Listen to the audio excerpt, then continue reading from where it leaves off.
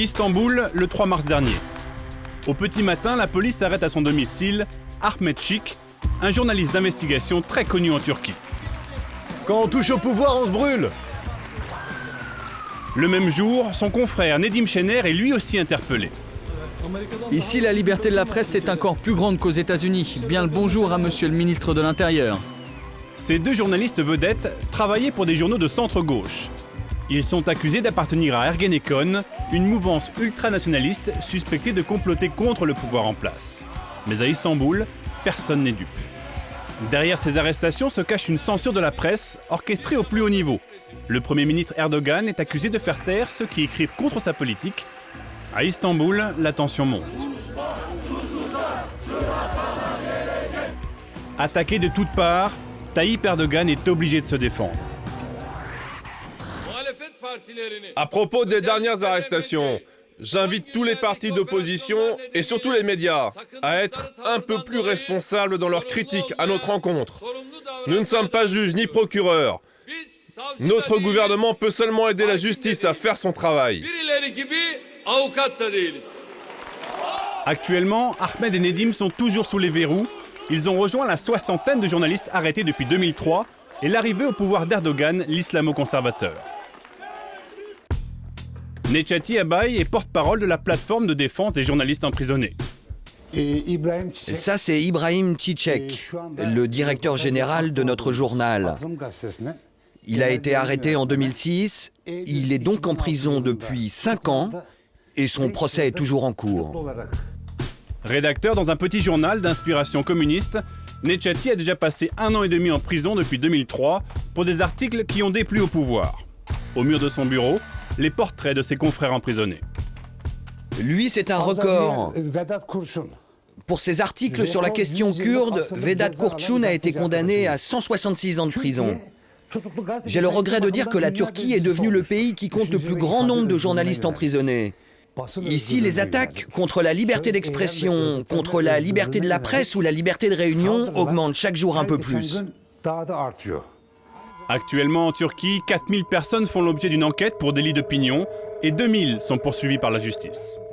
Une situation aggravée depuis le changement de constitution opéré par Erdogan en septembre dernier. Désormais, le gouvernement peut nommer les hauts magistrats. Le risque d'une justice aux ordres, c'est ce que craignent les opposants au pouvoir. Ce haut magistrat d'Ankara dénonce un système perverti. Pour sa sécurité, il préfère demeurer anonyme. Ce qui se passe aujourd'hui est un massacre du droit. Un massacre. Il n'y a pas d'autre terme pour décrire la situation. Avant, la haute autorité des magistrats était élue par les autres magistrats, par leurs pairs. Vous pouvez enregistrer ça. 3/4 des hauts magistrats ont été nommés par le gouvernement. Ils ne sont pas indépendants. Zekeriya Öz fait partie de ces procureurs nommés par le gouvernement. C'est lui qui a ordonné l'arrestation des deux journalistes, Ahmed et Nedim, accusés d'appartenir à Ergenekon, ce mouvement suspecté de fomenter un coup d'État. Un chef d'accusation aberrant pour Yonca, la femme d'Ahmed. Il y a 2 ans, son mari avait justement sorti en 2 volumes une enquête très critique sur Ergenekon. Ahmed travaillait depuis 20 ans sur les ramifications et la structure du réseau Ergenekon. Encore récemment, il y travaillait et il ne cessait de dénoncer ce mouvement de putschistes. Selon Yonca, le pouvoir s'inquiéterait en fait d'un autre livre que préparait Ahmed sur l'homme considéré comme le mentor spirituel d'Erdogan, Fethullah Gülen, un imam influent à la tête d'une confrérie riche de près de 25 milliards de dollars. En fait, Ahmed allait sortir un livre sur Fethullah Gülen pour dénoncer la pénétration de ces réseaux au sein de la police. La crainte de révélations compromettantes pour le gouvernement est telle qu'une descente de police a récemment été ordonnée chez l'éditeur du journaliste. Ça fait 7 heures que les policiers fouillent la maison d'édition d'Ahmet Şik, juste derrière moi. Le manuscrit est effacé du disque dur de l'éditeur et le procureur décrète que toute personne possédant ne serait-ce qu'une page du livre pourra aller en prison, une première en Turquie. Fethullah Gülen, l'homme que l'on chercherait à protéger derrière cette opération, est un imam réfugié aux États-Unis. En 1999, il a fui le pouvoir militaire qui l'accusait de vouloir instaurer une république islamique en Turquie. Modéré et tolérant pour certains, islamiste déguisé pour d'autres, l'homme est proche du pouvoir. Aujourd'hui, Fethullah Gülen profite de ses liens privilégiés pour étendre son influence au sein de la société turque. Ici, c'est la rédaction des actualités internationales en anglais et en arabe. Nous sommes dans les locaux de Zaman, le journal de Fethullah Gülen. Tirant jusqu'à 1 million d'exemplaires, c'est le quotidien turc le plus vendu. Ici, on cherche à concilier islam et modernité. Dans un bâtiment aseptisé flambant neuf, journalistes voilés et non voilés cohabitent. Veuillez enlever vos chaussures. Une salle de prière pour les employés qui le désirent et des règles de vie strictes à respecter. En principe, c'est interdit de fumer ici. Quand quelqu'un vient à l'entretien d'embauche, on lui demande tout d'abord s'il fume ou s'il ne fume pas. Et l'alcool? L'alcool, c'est interdit. Pour Abdulhamid Bilici, directeur du quotidien, Zaman est un journal comme un autre et son succès lié à sa qualité journalistique.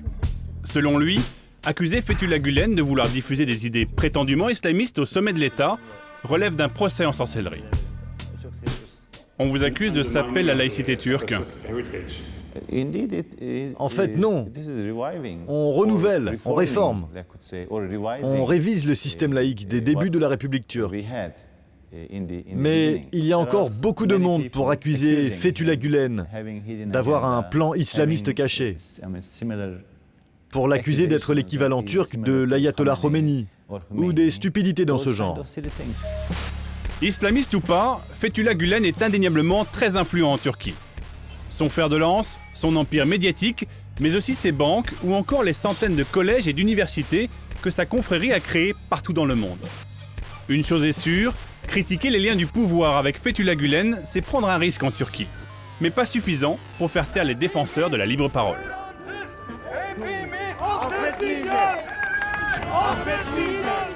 Aujourd'hui, ces manifestants dénoncent les emprisonnements et la censure d'État.